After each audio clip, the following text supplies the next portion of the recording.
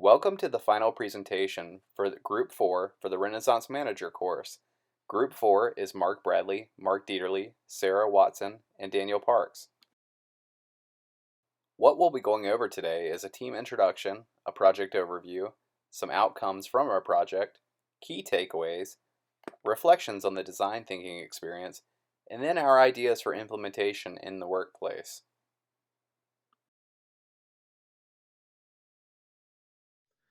The central theme of the information offered on Aging in Place is the loss of independence in the advanced age, and the impact of this loss on style and quality of living. A primary trend among those who are aging in their homes is an effort to maintain whatever level of independence is possible for as long as possible. Common methods include making changes to the home, such as moving the bed to the ground floor, adding extra railings to the stairwells, and putting daily necessities like their clothing in areas that a person with limited mobility can reach without aid. Some elderly also use wheelchairs, walkers, and other aids of mobility to allow themselves to move around their homes on their own. In general, a person's world tends to shrink with decreased range of independence. Those with family members nearby to provide assistance can get out of their homes to shop or to visit friends from time to time, but those who do not tend to live in isolation. If they do not have family visiting, they experience the disappearance of their social lives.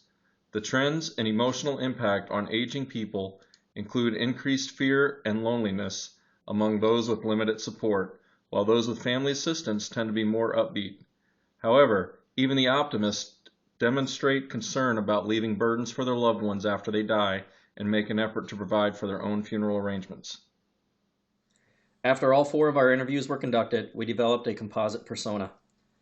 Bart is a 67-year-old married retired professional living in a house. He has 2 children and 4 grandchildren who live a distance away. Bart retired from work 2 years ago, and he is comfortable in his 2-story house with a basement.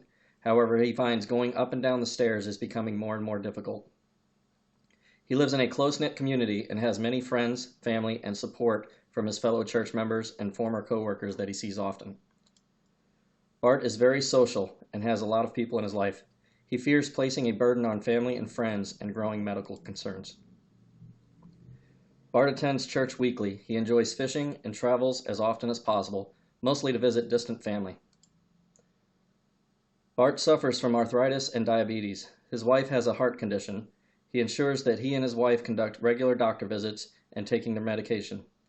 Bart appreciates that technology has benefits, such as keeping in touch with loved ones, managing finances online, and being able to contact his doctor, but he has concerns about not being very tech savvy, and he does not know how to fix technological problems when they occur. Bart feels he needs to stay organized since he has become more and more forgetful. At times, it can be difficult to open pill bottles. He maintains separate pill organizers for his wife and himself for weekly distribution. He and his wife have a small pension, 401k, and Social Security that meets their basic needs.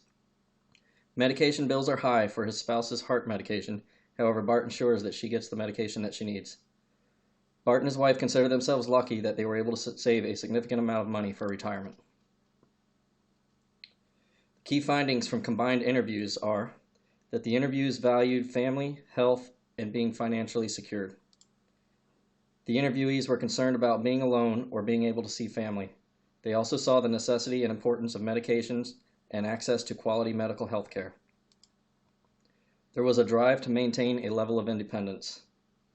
And they understand the reality of aging and the impact on physical limitations.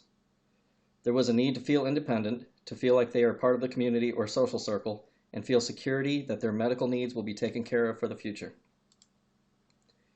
During our interviews, we found that the interviewees were worried about letting other people down with their health during aging.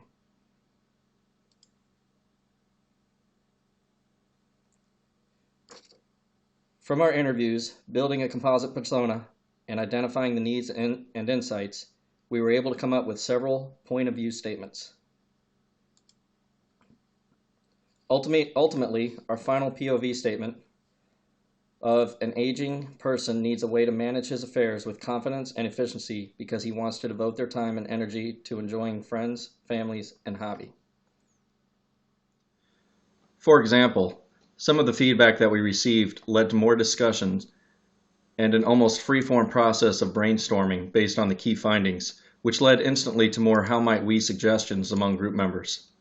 The feedback included creating a customizable dashboard for users to pin frequent items onto the front of the page, widgets that can be placed onto the front web page so that users can adapt the page as needed as conditions change, adaptability where the seniors can hand over bits of responsibility through changeable settings and keeping certain functions private before slowly giving access for their needs to their caregivers and relatives as the level of care changes.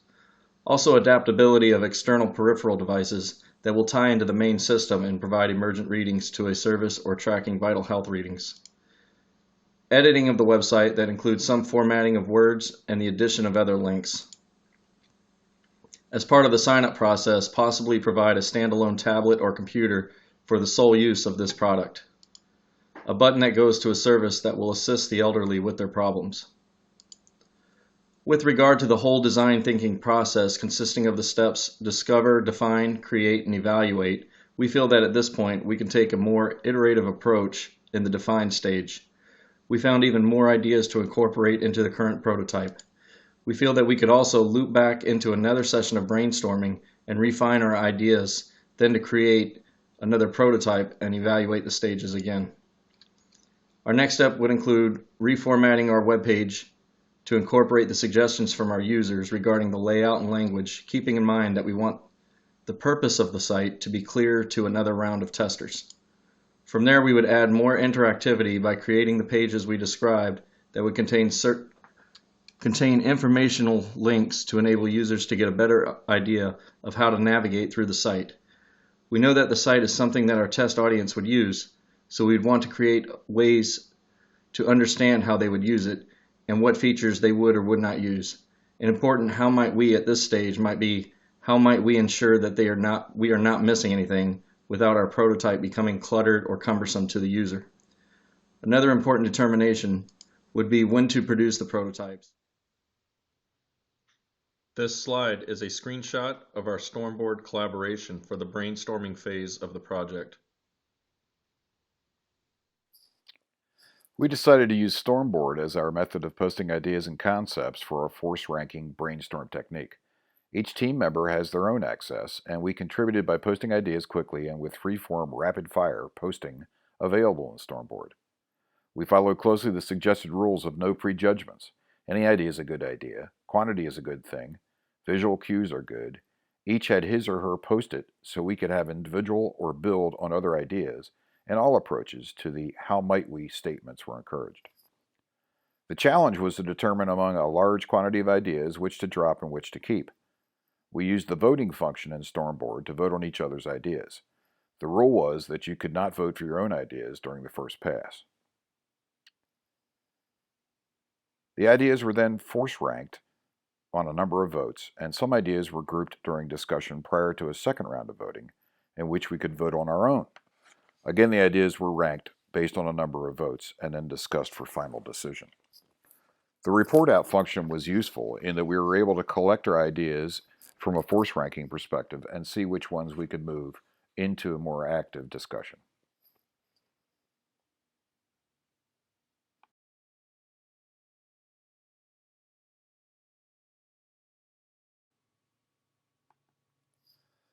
We decided to build a website that will serve as a simple user interface for a complex system to enable seniors to manage personal, medical, and financial responsibilities.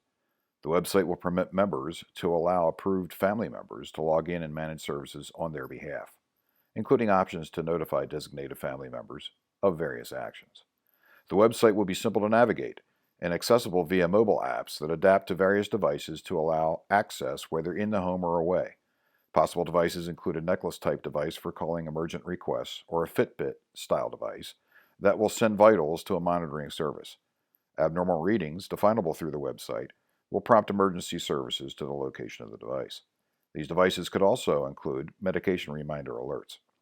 The website will allow tracking of financial information and payment of bills in a convenient one-stop shop site.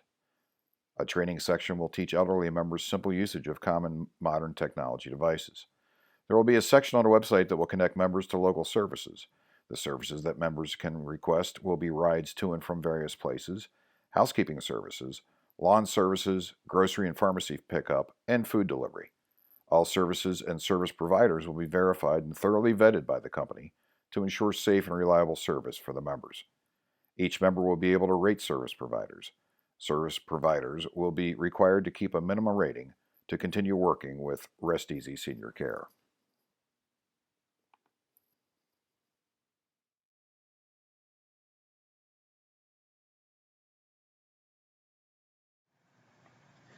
I think the biggest surprise to me when I was interviewing Mary Watson was that when we talked about the possibility of having someone come into her home with her husband, or if she and her husband had to move into a nursing home or assisted living, was that they wouldn't just be giving up their independence, they would be giving up their privacy.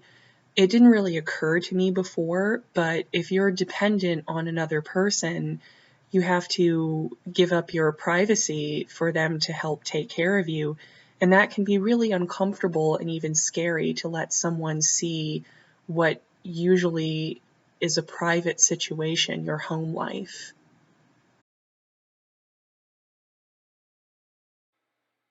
The problem that you end up with is a lot harder and a lot more complicated than the problem that you set out to solve. And that's what I found when talking to Gary Coleman as well.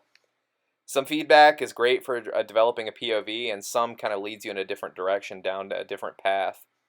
It's very easily to get emotionally tied to a prototype. You have to be prepared for harsh feedback. Like, what did I expect out of the process? I expected for fewer surprises, and what surprised me was the fact that Gary had more things that were out of his control that affected his quality of life into his later age. What corrections did I have to make along the way? My interview had to shift the focus toward our persona rather than what I initially thought the problem would be, and what worked and what didn't work. I think we were pressed for time when we came up with our prototype. I think given more time, we could have come up with a lot more interesting of a prototype that would have focused more on the user's needs. The entire design thinking experience has been very enlightening to me by providing me with different tools that I am used to dealing with on solving issues. One of the key takeaways that I gathered during the discover phase is to further explore and conduct research first to familiarize the challenges that are intended to be solved for. During the design phase, I found that developing the empathy maps were key to narrowing down the key findings gathered from the interviews and provided the insights and needs from our users that further directed us towards an accurate point of view statement on our target audience. My favorite exercise was during the create phase and the brainstorming and ranking. This allowed our creative thoughts to at least be heard and discussed. Once we had our prototype built and we were testing it with the target users, the thought of a perfect product in our minds became apparent that we may have been going down the wrong path and may have to scrap the entire project to start over or make small adjustments within the design thinking process to get back towards what our end users ultimately needed. I expected that the process was going to be similar to other problem-solving tools that I had performed in the past, such as Six Sigma or the 5 Whys to define the problem. However, design thinking allowed me to learn different tools than I was previously familiar with using. What surprised me was the ability to move from one phase of the process to any other, depending on feedback and the successes or failures. Many other methods that I've used previously typically dealt with moving in one direction until all the options were exhausted. The idea that we had originally discussed during the create phase was a bit overambitious. We had discussed a multi-platform technological process with many different levels of services, which ultimately would be an ideal final product. However, the feedback from the users during the prototype testing reeled our group back to making small wins by going for the goal the first time up. Differently, I had felt if we had conducted more interviews in the beginning, we may have narrowed down our point of view statement to a distinct challenge to address. I feel there is a benefit from the idea of the product to more than just the elderly. In my industry, the workers are often in remote locations and physically demanding and harsh environments. Sensory readings for workers being monitored from the bridge of a vessel could show potential stress or injury, and GPS location of a worker that was injured or fallen overboard could speed recovery in adverse situations. My reflections on design thinking really hinged around finding out that what I thought was a good process that I've been using in the past certainly could always be improved. And by going through this process, I learned a lot. In the discover phase, it points to the fact that interview questions are very important. Sometimes we ask too many closed probe questions instead of the how and why questions that we should. And listening without a bias is very critical. Sometimes we have preconceived notions as to what the person is saying when we're not actually listening to what they are saying. In the define area, there's a huge temptation to define your own perspective and not the subject's. You interpret what you think that their problem is rather than actually listening to them enumerate and iterate their own problem. In the create stage, it's really hard not to jump to a solution that you see without looking at all the possibilities. I think we as human beings tend to make this a natural type of an action. We always want to get to the end of the story quickly. In the evaluate stage, one of the things that I found was useful was the more subjects we have actually in a sample to review with a lot of extra comments that go along the way, you can harvest a bunch of new ideas if you re-prototype and come up with even better solutions.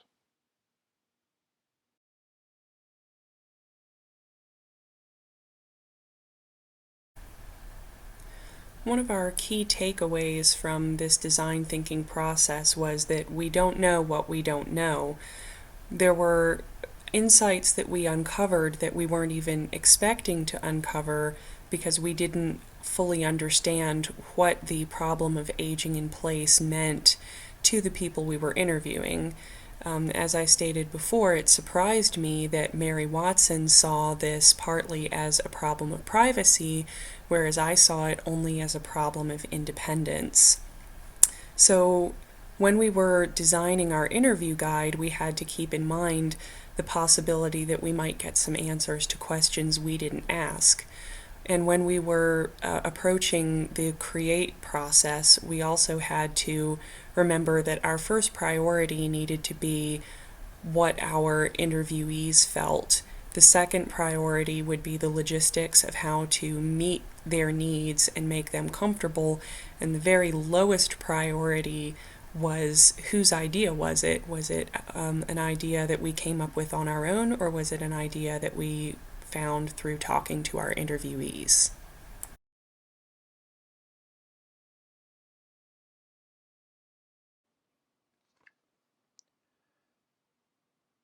The design thinking process offers another set of tools in our toolboxes to tackle business challenges, or we should say, improve outcomes while spreading risk. For instance, how might we look differently at product launches into traditionally segmented market channels, applying design thinking into responding to rapidly changing competitive and consumer demands? How do we fail a little if we misjudge? How might we reduce the development cycle time by applying little bets thinking into taking micro approaches to solve tough questions? Can we get to market faster to address changes in demand quicker with more innovative solutions? How might we engage other more traditional management members into our newly learned methods of discovery, defining, creating, and evaluating problems? How can we find a mentor who will sign on to this new approach? How might we immediately begin to experiment with a small, less wicked problem in real practice, allowing us to get a couple of low-risk, easier wins and continue practice, and to gain supporters and additional proselytes where we work? We explored many different ideas for implementing this in the workplace. The first idea that we had was giving employees ownership of the problem. Develop an environment where employee problem solving is encouraged. Employees will be more likely to innovate and problem solve in areas where they feel engaged with the problem. So empower employees to see the workplace as an extension of that space and give them the confidence they need to bring new ideas to the table. The second thing is you always remember to make the process and innovation fun. Promote opportunities for employees to try new and fun things in the workplace, as well as offering rewards and incentives for innovative activities outside of the workplace. Keep encouraging experimentation, creativity, and exploration. Last but not least is encouraging creativity. Encouraging employees to think outside the box.